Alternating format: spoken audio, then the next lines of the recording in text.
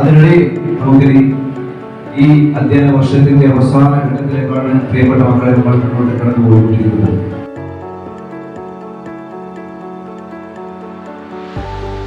നമ്മുടെ ജില്ലയ്ക്കും അതുപോലെ തന്നെ സംസ്ഥാനങ്ങൾക്കും ലോകത്തിനുമാകെ മാതൃകയായിക്കൊണ്ട് തന്നെയാണ്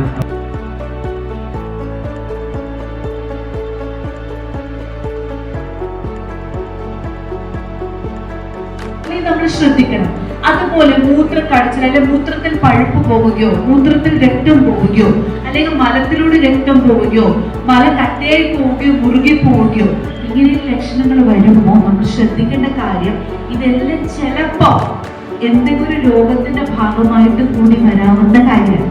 അങ്ങനെയുള്ളത് അമിതമായി വരുമ്പോൾ അതിനെ കാത്തു നിൽക്കാതെ ധൈര്യത്തോടെ ഡോക്ടറെ ചെന്ന് കാണിക്കണം.